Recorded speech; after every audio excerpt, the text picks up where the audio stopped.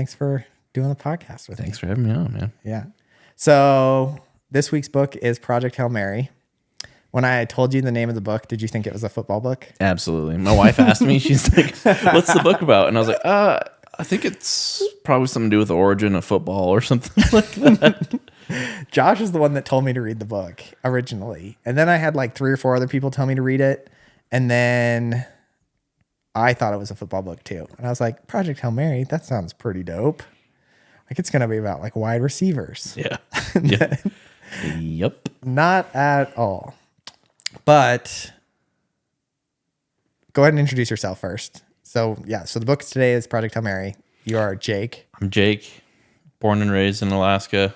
That's where I met Brandon. Grew up with his little brother. Just somebody that's willing to read a book with me. Someone that's willing to read a book, listen to a book. Yeah, don't give me more credit than I deserve. Yeah, listen. Oh, I mean, I've listened to all of them so far too. I think I've only read one book so far. Yeah. It helps. That's the same dude that does the Jack Carr series. Dude, that threw me off. Did it not throw you off? It threw me off too for a second. I was like, is this a Jack Carr book? I went back. Halfway through, I just expected him to be like, and he pulls out a cig and empties an entire clip into his forehead. And also like the women's voice. I don't love that dude's women's voice. I don't like his women's voice. And the oh my gosh, New Zealand voice that he does halfway through is the same voice that he does for Jack Carr's like good buddy from South Africa. Is it really? Yeah, it's the same. It's the same accent. So I kept like getting like Rafe, hello, but no, it was good. Yeah, that was a little bit off-putting, but it was a pretty good production, honestly. Like there are some audiobooks that are hard to listen to, and that one I didn't feel like was that bad. Yeah, no, it was really good. So how often do you read normally? Because actually, the reason why I wanted to have you on was because a month ago, you texted me and you were like, hey, I've been reading a lot more books. Like, what do you have? So then I was like, well, I know Jake can read. Yeah. Yeah. Yeah. Or at least listen to books and likes it. So like, how often would you say that you read? I'm probably doing, so I work in like a logistics job. So I sit at a computer all day long with like my AirPods in. And so I probably do 3-4 books a month right now. So, really? Yeah. Dude, you're cranking that. I'm pumping through them. Yeah. Do you switch off between books and podcasts?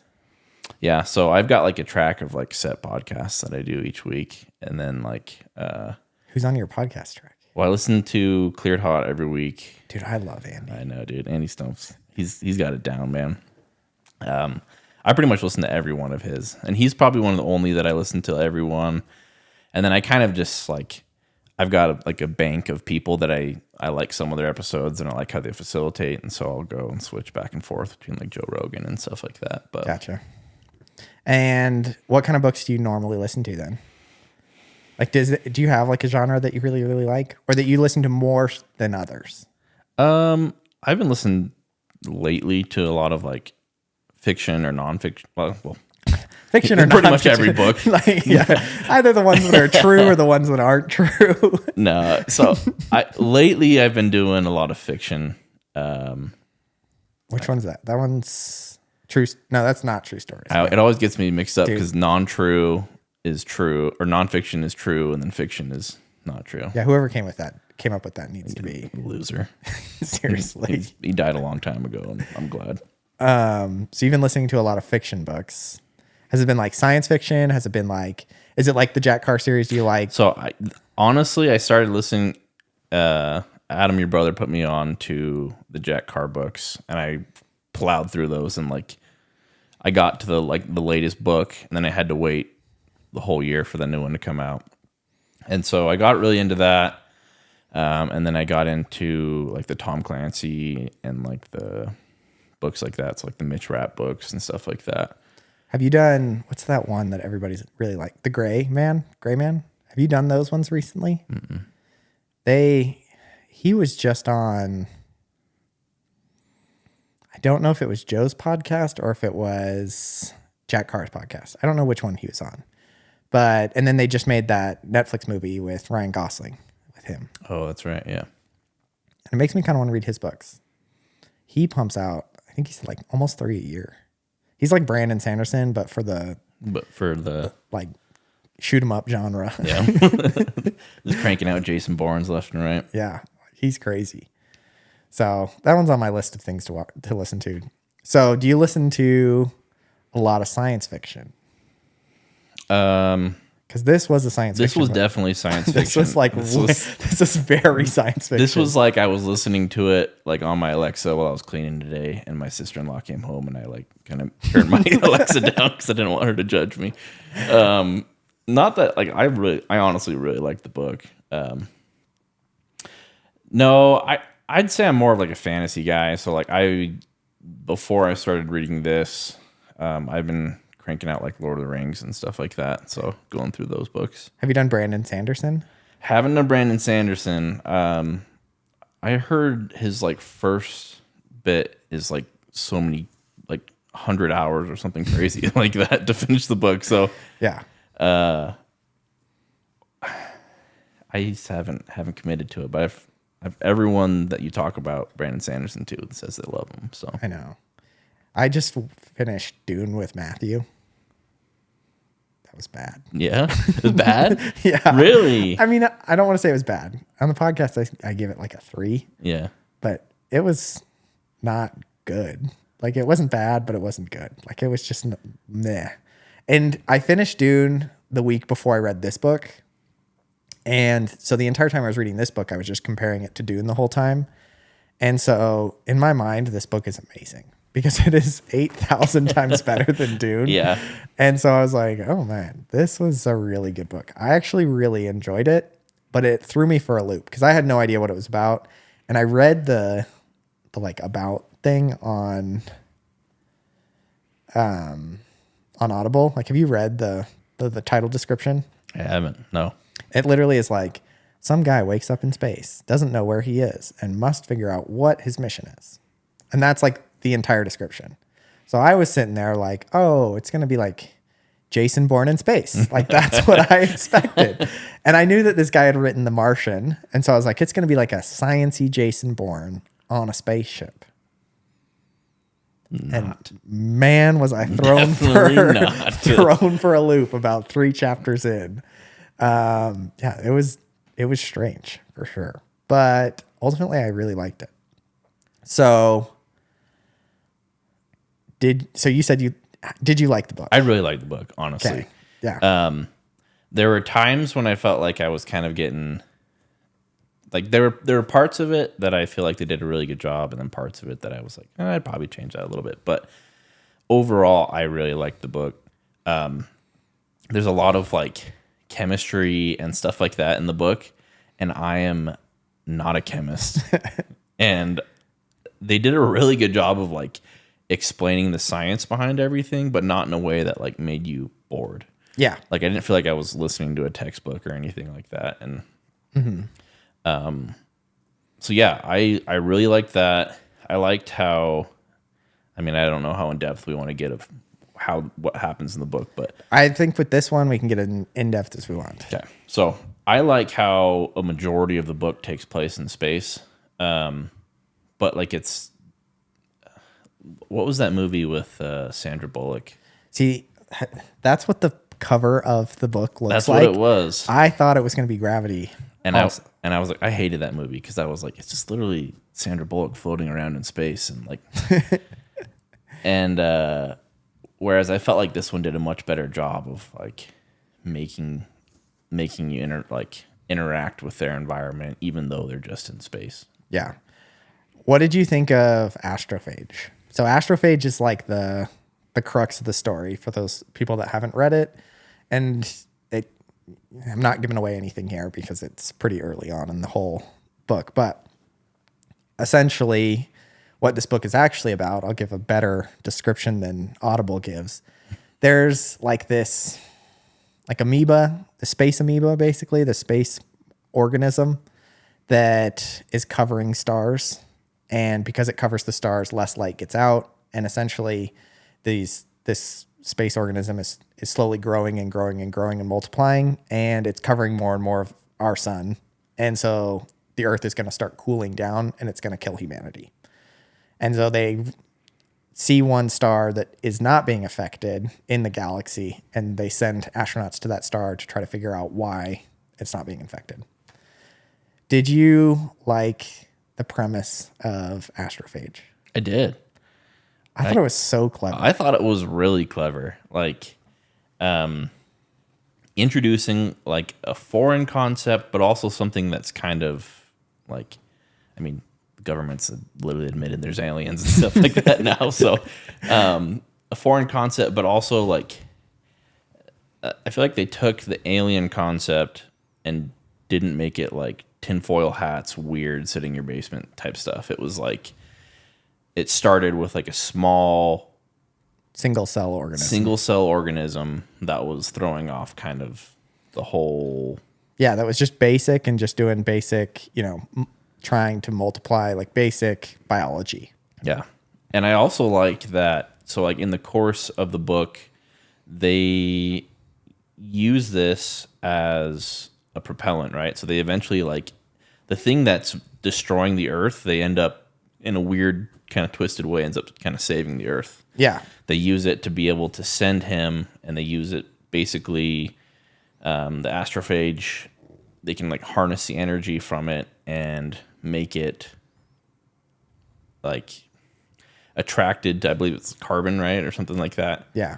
And make it attract to carbon. They can use that like for a whole new propulsion system. I thought that was super cool. That like, yeah, it wasn't, this is like typical like a plague type thing where they shut everything down. We discovered an alien thing, lock it down. It's like they adapt it and they use it to save the human race. Have you seen Dune, the movie? I haven't seen Dune. The movie? I've seen like the first 15 minutes of Dune 4 times.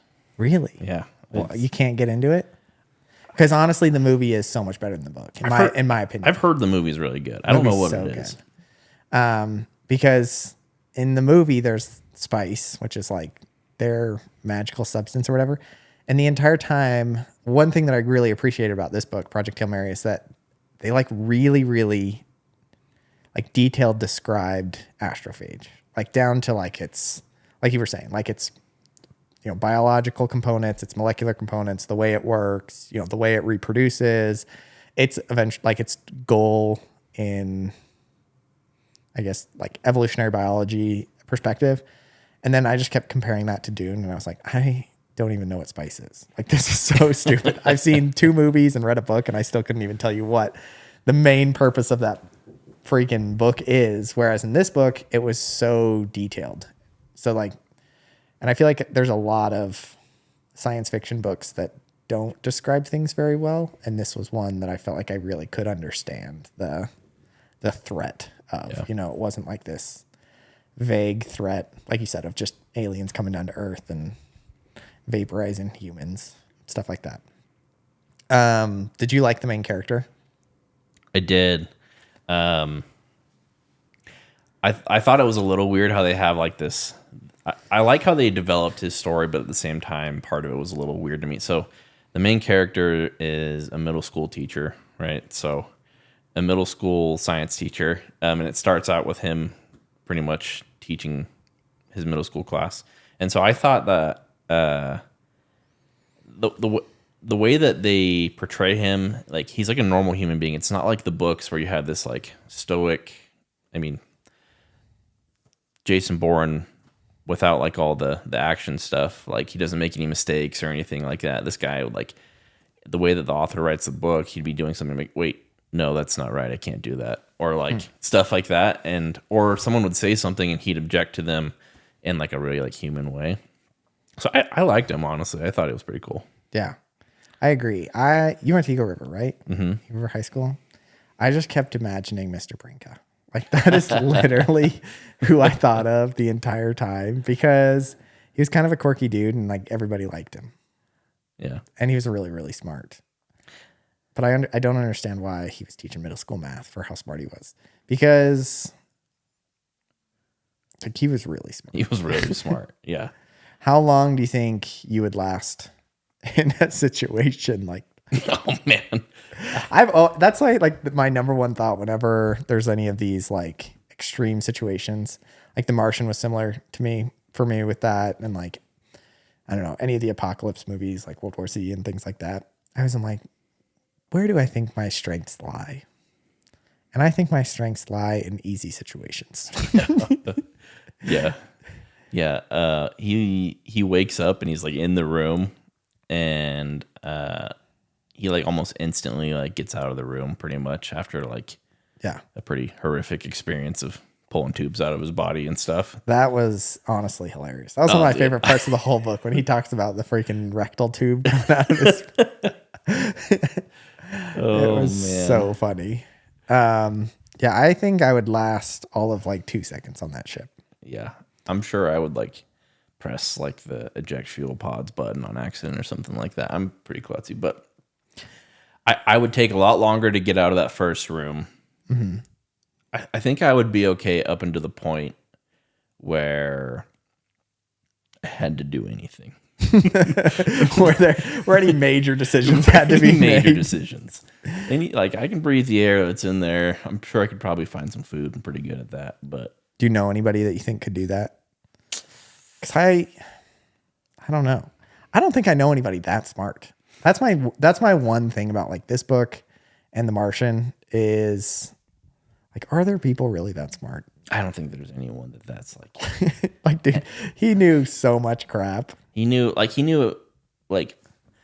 microbiology, but at the same time he knew physics. He knew like everything's astrophysics, like just like astronaut, like like alien physics. Yeah, like I mean, not to keep going back to him, but he was like the Jason Bourne of like being an astronaut in the way of like, yeah, he just had a set of skills for everything.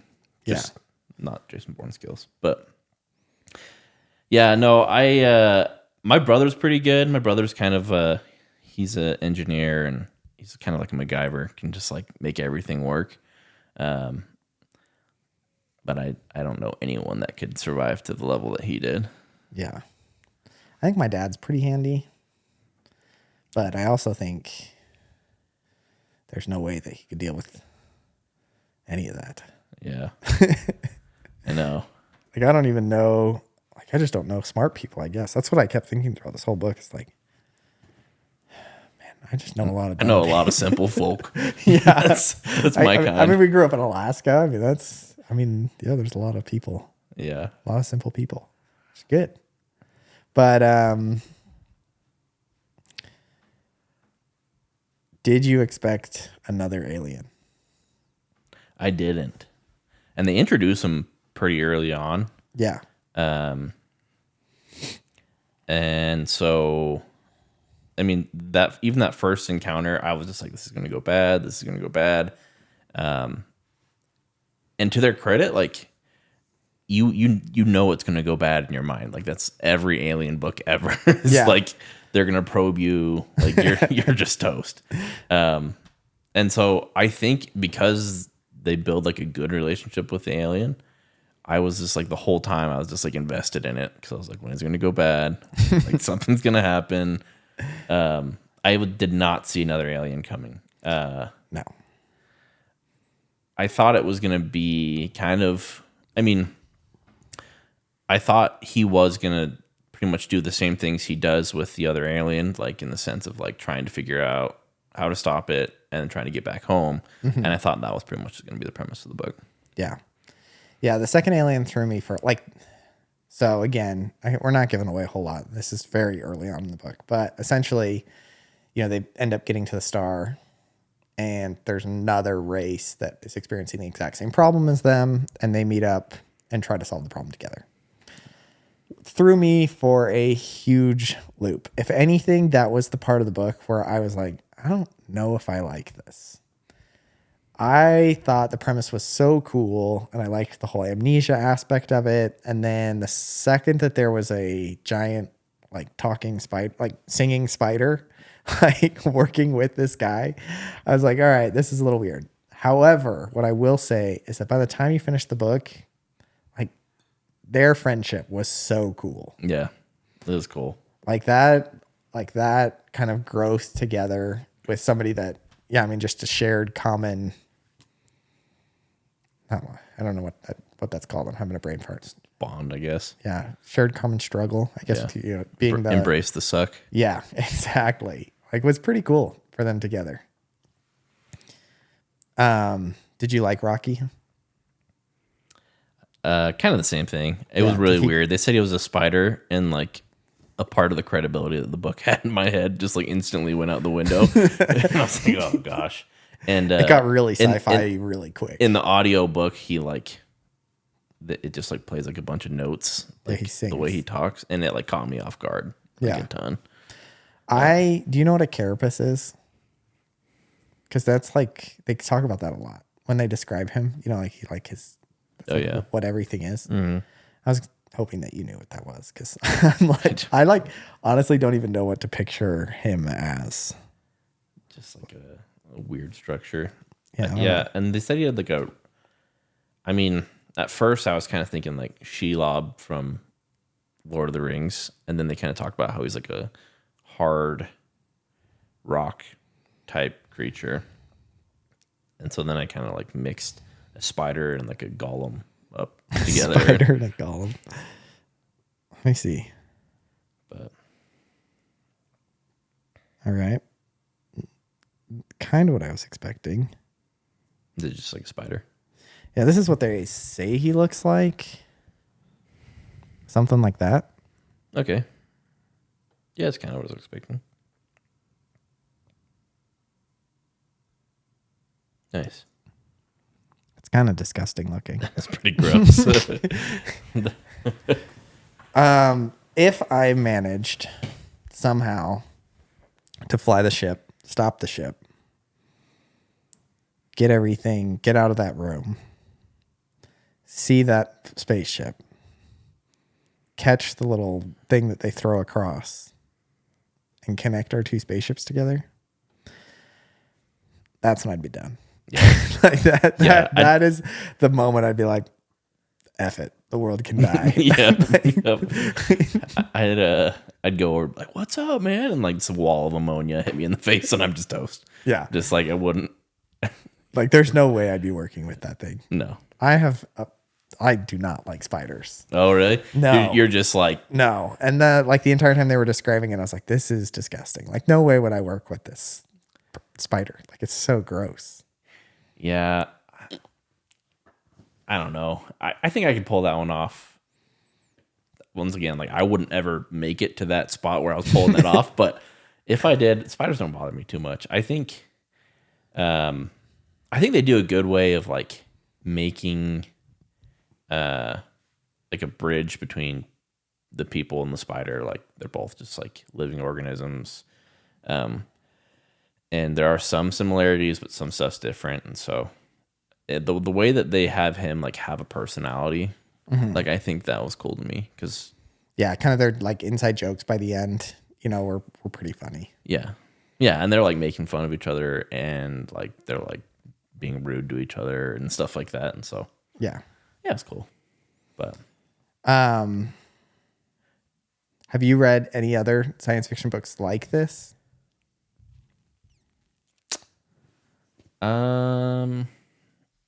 not Or like any space really. books? Because I was trying to think the other day of like, I haven't read any space books before Dune. I read that one book in high school, and I apologize, Mr. Richards, because I don't even remember the title of it. But it's like the Space Odyssey one where they find 2001: A Space Odyssey. 2001: A Space Odyssey. I read that. That's apparently a classic. Was it any good?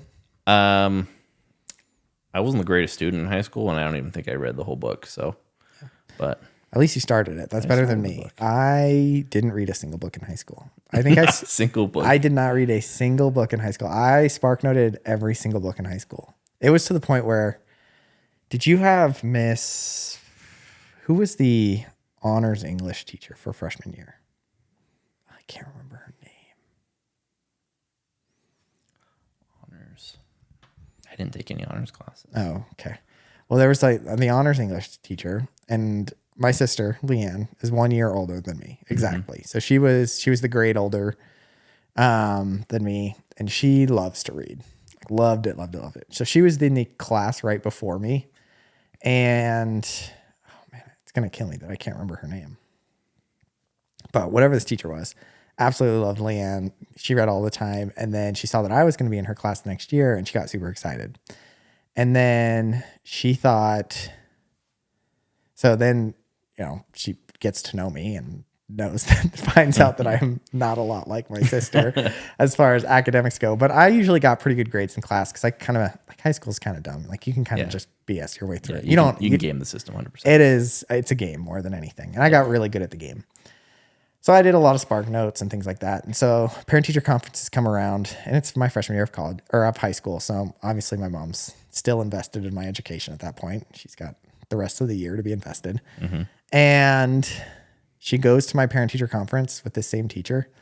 And the first thing that the teacher says is like, how's Leanne doing? Like, oh, I just miss Leanne. And just keeps talking about Leanne. And I think my sister ended up with like a B in that class or something. Like, I don't know. She did all right. Yeah. May have been an A, but I know it was like a struggle for her. Like that class was hard for her. And she just keeps going off and off about Leanne. And then my mom's like, well, I'm actually here for Brandon. Like he's in your class this year. And she's like, the first thing she says to my mom is like, well, I guess he's placed. I guess he's well placed in this class. Like, I guess he's all right. Like, he's all right. And my mom's like, really? Is he like struggling? And she like pulls it up and I had like a 99% in her class. And so my mom came home and told me that. And I ended up making a Goodreads account that night. Oh, nice. Yeah. And then I just put like all of the Dr. Seuss books in there and wrote reviews on all of the Dr. Seuss books, like One Fish, Two Fish, Red Fish, Blue Fish. I was like, really great. Enjoyed all the colors, all this kind of stuff. And then friended her on Goodreads. And I was like, all right, like, I guess this is what I read. Nice. And that was the extent of my reading in high school. After that happened, I was basically like, well, I don't like English because my English teacher doesn't like me either. And then I don't think I read another book. I even had Mr. Richards and still never read. And he was like all about reading. Yeah. Did you take his sci-fi? He took like a sci-fi fantasy class. No, I took him like junior year for just like normal English. I took him for sci-fi fantasy, and like I'm not a super great reader, but what I can do is like when I read a book, I'm good at like putting myself, like I can envision the surroundings and stuff, and so sci-fi and fantasy, for whatever it is, like I can just like kind of put myself, or like even just fantasy in general, or fiction in general, I can put myself in this scenario.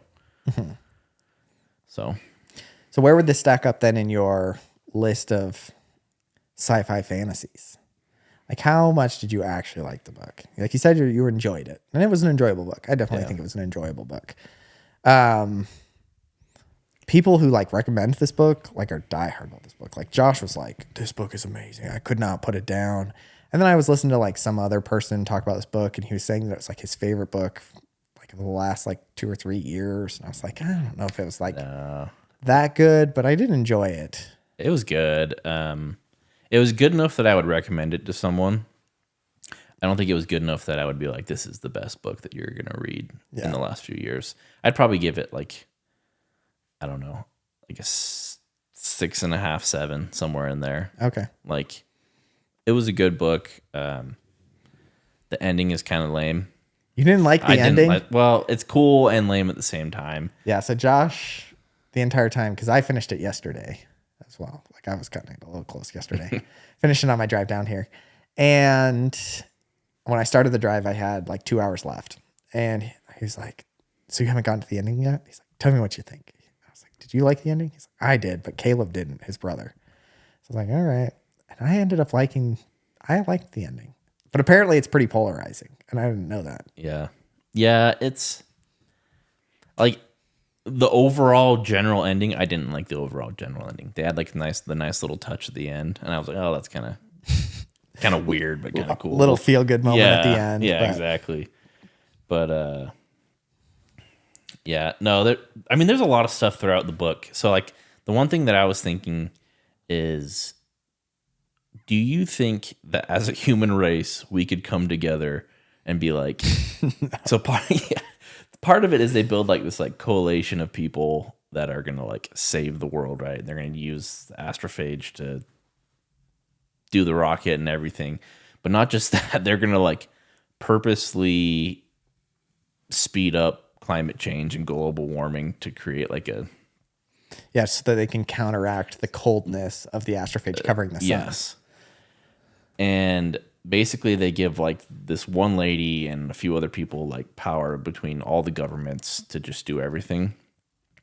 And I don't know if we could do that. Like just all the governments agreeing like, hey, yeah, you have all of our resources, you have everything. I don't think that's realistic, but I was curious to see if you thought that was even possible. I don't know. I sit kind of halfway on the fence with that one because actually just reread Only Plane in the Sky, which I know you read. Yes. Loved that book. Loved it. Recorded a podcast with Josh about it. And we were talking yesterday about like kind of the magnitude of events that need to occur in order to kind of bring people out of themselves for a greater cause. Because most people walk around every single day, thinking me, like mine. They're so consumed with, and not necessarily always in a bad way, but like a lot of people live paycheck to paycheck and they have to think about me. A lot of people like just don't have the flexibility to be super generous. Mm-hmm. And so it took an event like 9/11, for instance, to kind of kick all of the United States into like just this completely outward expression. And that was like very well demonstrated by those that gave their lives that day. But it was also around the entire country. Like everybody just became more generous and more concerned about other people than themselves because of that event. So that being said, is there any other like bigger event than the extinction of mankind to like maybe kick the world in the pants enough to kind of bring them out of the me cycle? Yeah, I could see that. I don't doubt that there would be enough people to volunteer to go on the mission. Mm-hmm. I definitely think there are enough of those type of people in this world that like that wouldn't be the problem. I am speculative on the intergovernmental cooperation there. But I kind of liked the main chick who's in charge, who's got that funky accent. I don't know where she's from. Yeah.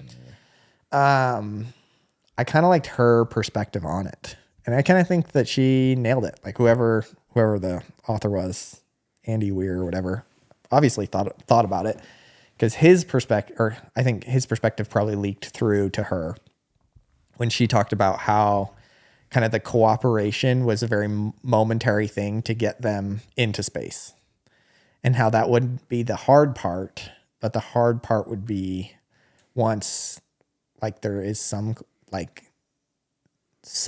cooling of the planet and it kills some crops. And then there are some countries that have food and some countries that don't have enough food. And then she's like, that's when things get bad.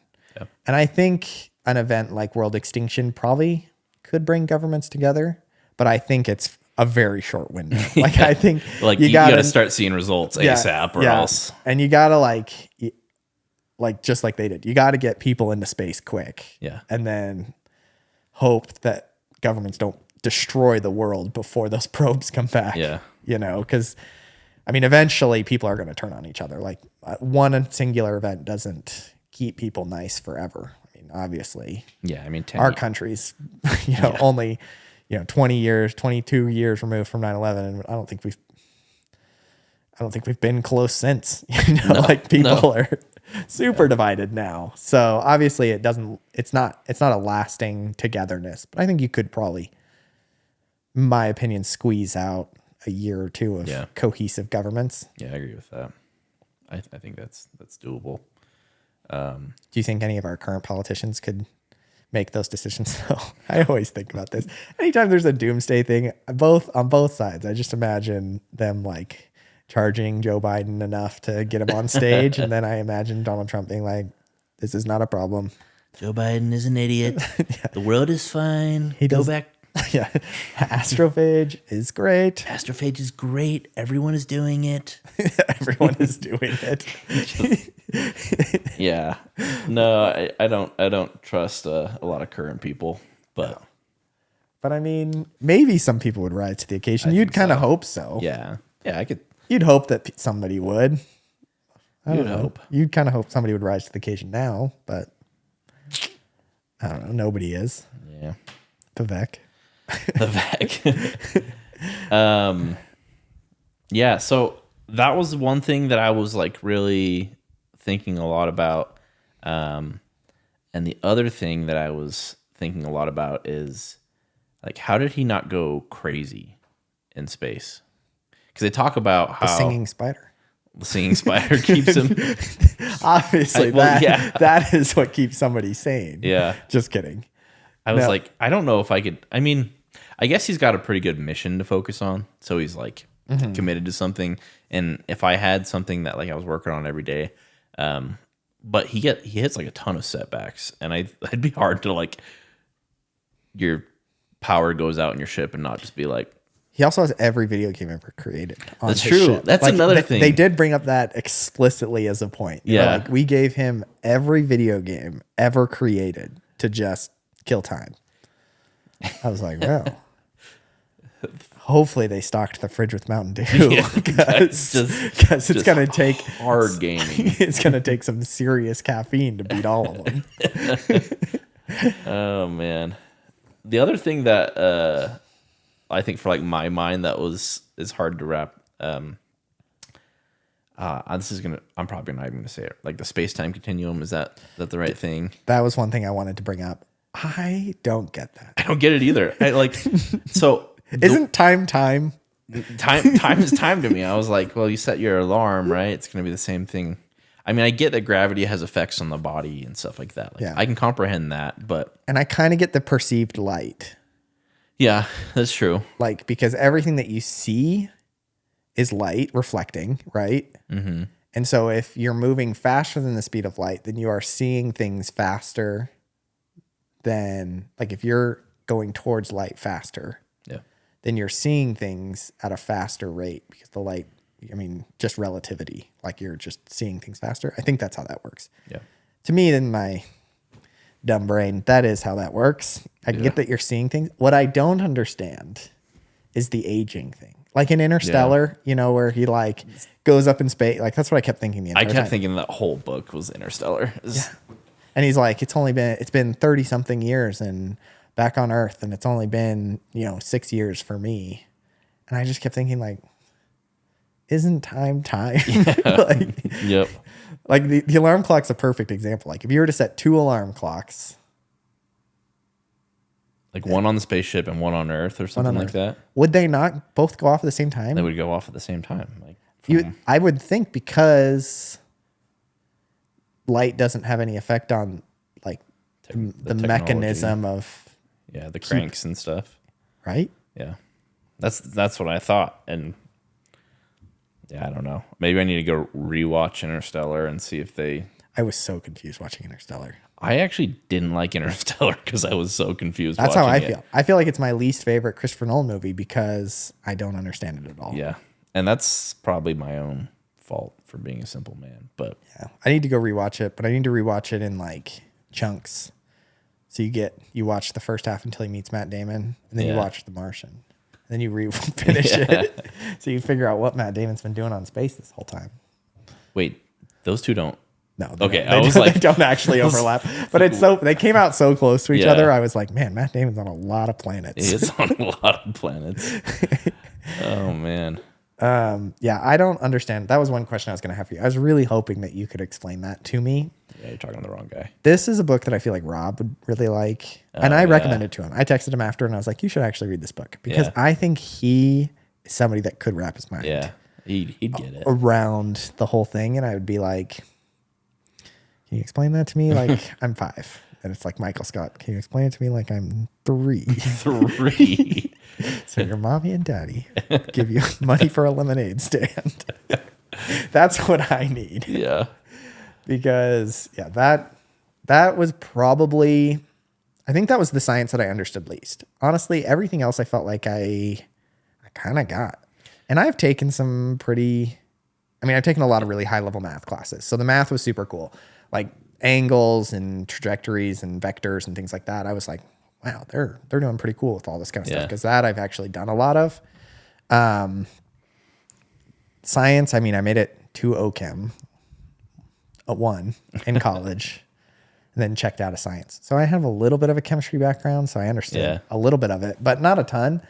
And then I never took a biology class my last biology class that I took was with Miss Muhammad at Eagle River High School. Same. So that was the extent of my biology. And for those of you who never took never had the pleasure of taking biology from Miss Muhammad, my final as a freshman in high school from Miss Muhammad was to take 2 animals and mate them and then talk about the evolutionary advantages of this 2 animal hybrid. So that was the extent of the assignment. And so me and my partner decided like, well, screw it. If we can go as crazy as we want. I think we made it a shark with a giraffe. Nice. It was like this land shark with like this giant head that could just like snatch gazelle because it had such a long head.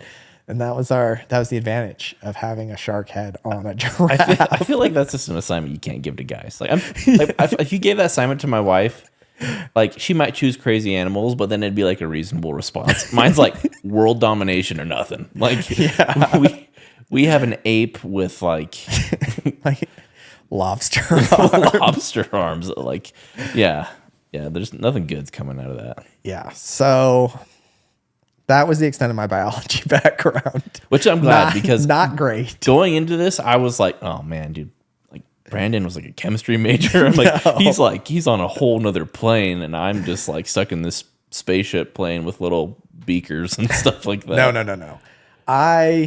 The math, I did understand a lot of the math. None of the science. Okay. But what I will say is I didn't feel lost. So that was one thing I was kind of worried, is that like kind of in this book, because I knew that it was going to go really deep into the science just from the author, that you would kind of like, if you're dumb like me, you would feel more dumb reading this book. You know what I mean? Yeah. But I never felt that reading this book. No. I don't know how he does that as an author, but I feel like that's got to be something special to be able to like bring people with no background knowledge into a very, very complex subject, not dumb it down at all, and still make somebody feel like they understand with the like main character. Yeah. No, and that's kind of what I was saying at the beginning is like I was tracking everything that was going down. Like everything that was happening, I knew roughly what was happening. Now, like I didn't know all the chemical reactions and stuff like that, but I knew like based off of what they were talking about, the way that he explains like all the experiments that they did on the astrophage to like even figure out that it could be a viable energy source, like all of that, he does it in such a way that you're like there with him creating the experiments, and it's not like a bunch of numbers and stuff like that. It's like actual like physical proof and stuff like that. Yeah. So that was good. I think that's like a special ability as a writer. I couldn't do that. I'd get so lost. Yeah. Like I would cross myself or like say something contradicting or anything like that. Like I don't know if he has a background in chemistry, but just about to say he's got to have some sort of background, because there's no way that you can write a book like this and get everything right. Yeah. From what I understood though, when he wrote, because The Martian I think was his first book, and when he wrote The Martian, I think he basically got people, and don't quote me on this, but this is what I've heard, is that he basically went on Reddit and talked with like went to like Reddit engineering forums and like would post parts of his book for like actual engineers, like an actual like astrophysicist and like actual biologist to like go in and basically make sure that what he was writing was just like actually like literal scientific process, like peer review and everything like exactly. that. But just through Reddit. That's cool. Which you would, I mean, there's no way that, again, I just don't think there's any way that like one person, it would be really unfair if one person was so smart scientifically and then also could just write. Like, I mean, like, Yeah. he had better be really You're bad just- at football or like, yeah. like not be able to Just like- shoot a basketball to make me feel better Yep. because it's just not fair that one person has like all of that Yeah, talent. I just think there's people out there that can do that and are like born attractive at the same time. And it's like, man, I'm bad no for 100. Yeah, serious. So John Weir, or no, his dad, John Weir, was a physicist at Sandia National Laboratories, and his mother was an electrical engineer. So already decently smart parents, I guess. Yeah. And then at the age of 15, he began working as a computer programmer for Sandia. At the age of 15. 15, Yeah. okay, What nice. were you doing at 15? Come on, dude. Sitting in Miss Muhammad's biology class in 15. I think at 15, I had a job picking up rocks in front of a dental office. I'm not even kidding. Moving rocks from one pile to the next in front of a dental office. That's about the extent of my mental capacities. Yep. So after high school, Weir studied computer science at the University of California. He didn't graduate. And then he worked as a programmer for several software companies, including AOL, Palm, Mobile Iron, and Blizzard, where he worked on Warcraft 2. Nice. Nice. Nice. That's cool. Well, I'm not sure how much computer programming he uses, but some of the Blizzard stuff, I'm sure that probably helps writing a book. Yeah. That's dope. I'm trying to think. I'm just trying to see if I could verify that whole Reddit thing.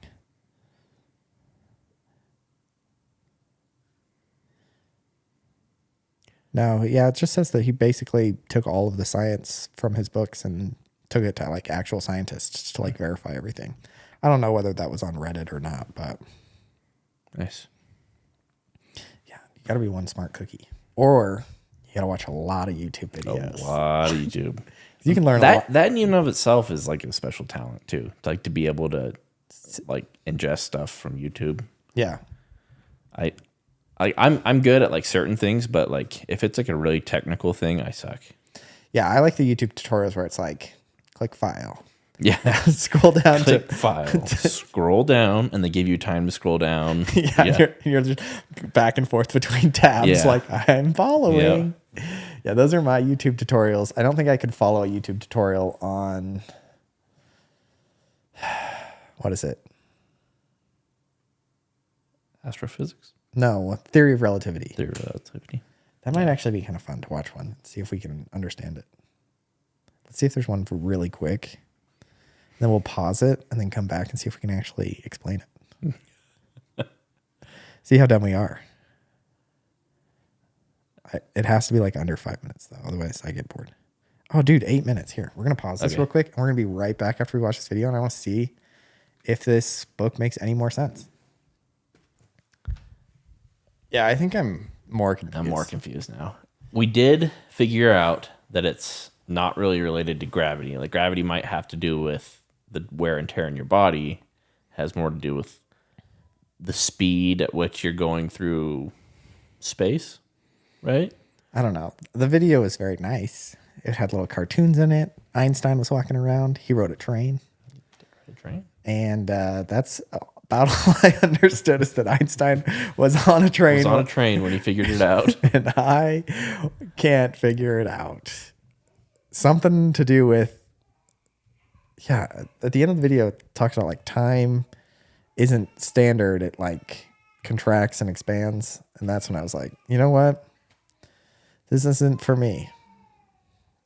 I'm just going to live my life at standard time. Yep. None of this space travel for me. So that was one other question that I had. And I always think this when I read any space books or watch any space movies. Do you have any interest in going to space? No, None? I don't. I'm terrified of space. And actually, this book was good because I felt like it broke down a little bit of those walls. It's kind of like that Titanic sub in the sense of like one thing goes wrong and you're just dead. Yeah. Like, I mean, those people died instantly. Yeah.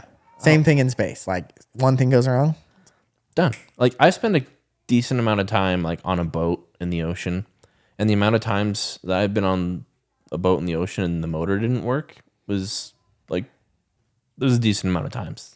Yeah, but those boats in the ocean, like, are you talking about like the commercial fishing boats? Yeah, Like, okay. those are like, yeah, I know there's a difference between a multi-billion-dollar spacecraft and an outboard, but like with a motor With from a like the 60s. 60s and it's like held together, and you're like cleaning the spark plug off with like spit in your shirt. Like, I know it's a little bit different, but at the same time, like, technology fails, and if technology fails when you're in space, like, you could literally just start tumbling and die. So See if I can get that. I don't know if you can hear that. I mean, I can, I but can hear it, but I just don't know if you can hear it on the mic.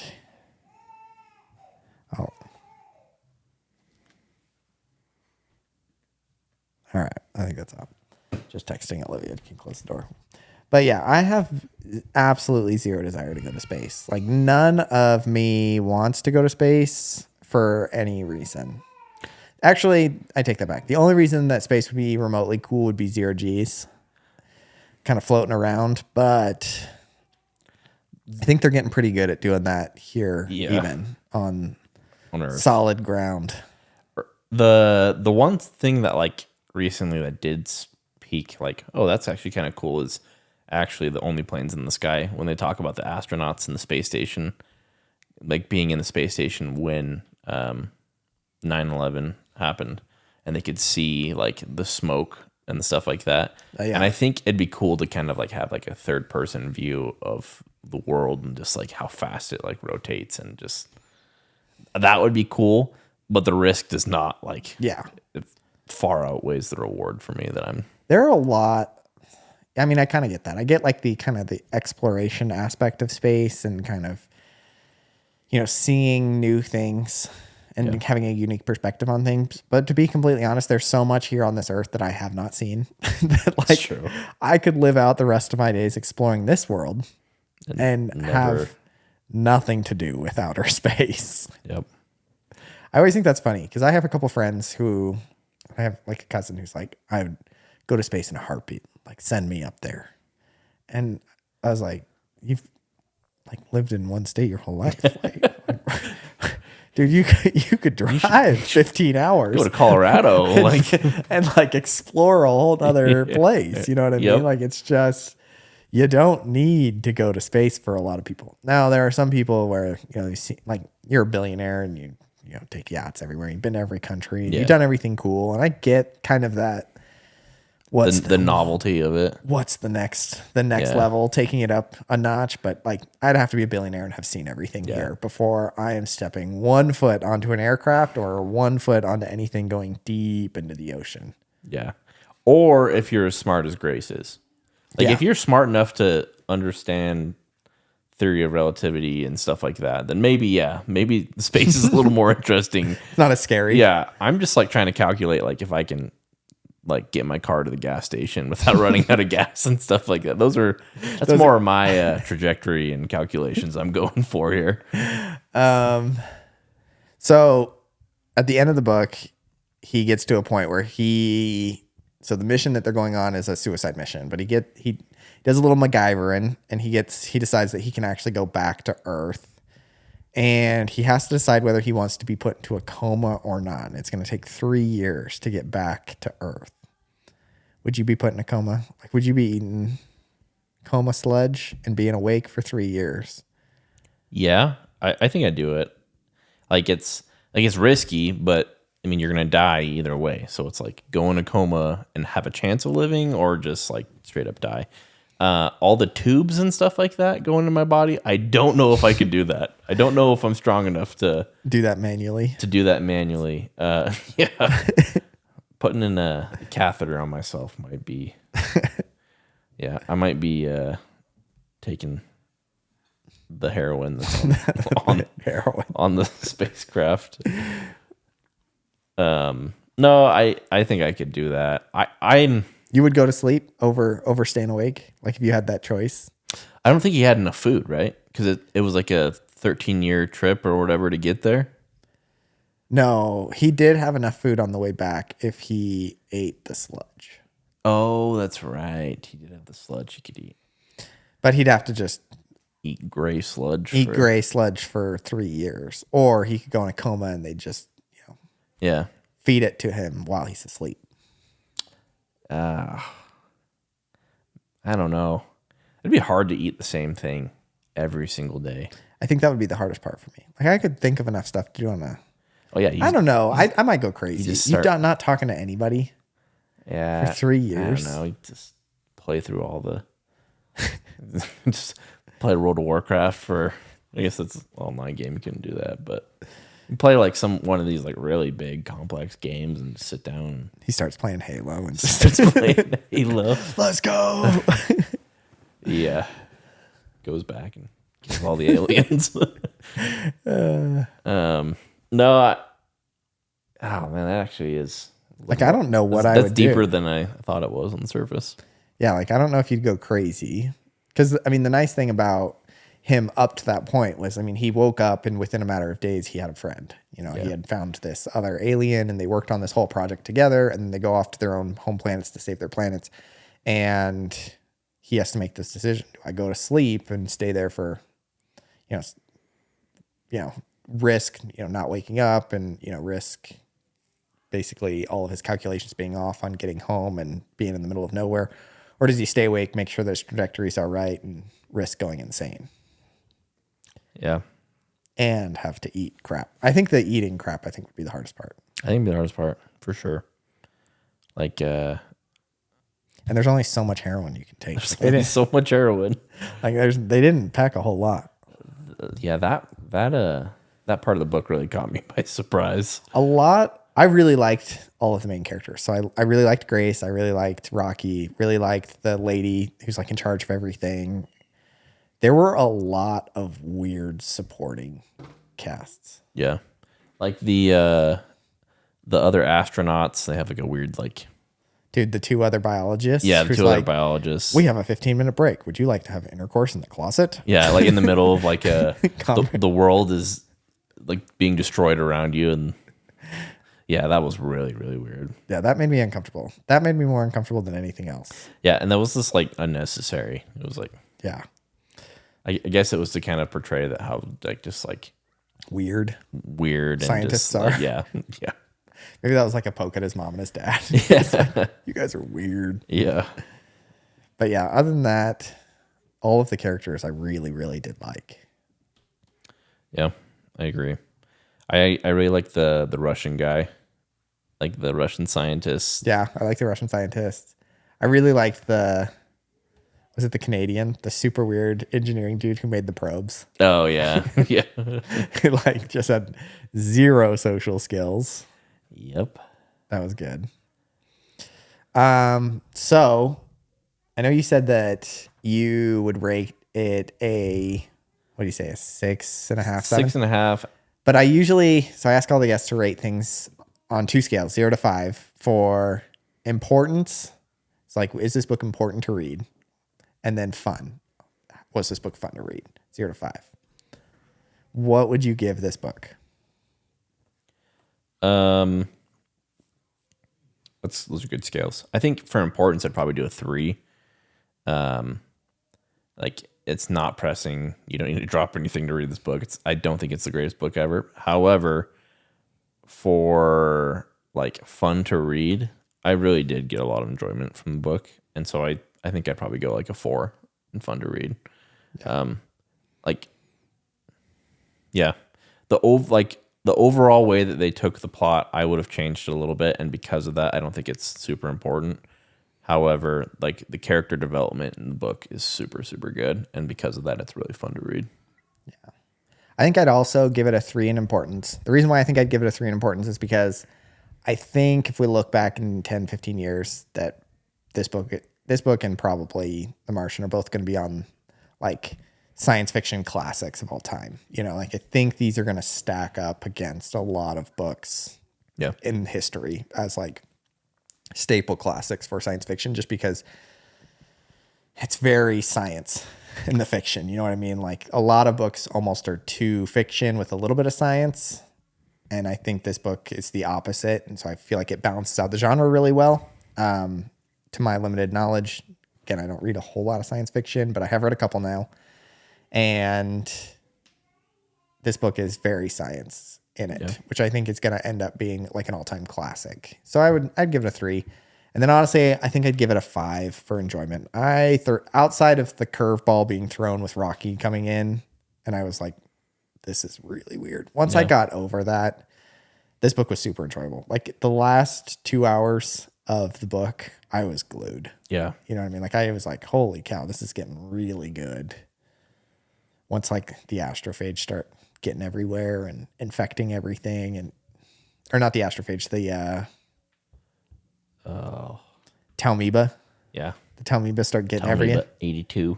Yeah. Start getting all over the place. That's when I was like, holy cow. Like, I don't want to set this down. So I would give it a 5 for sure. I think it was really good. I'd recommend it.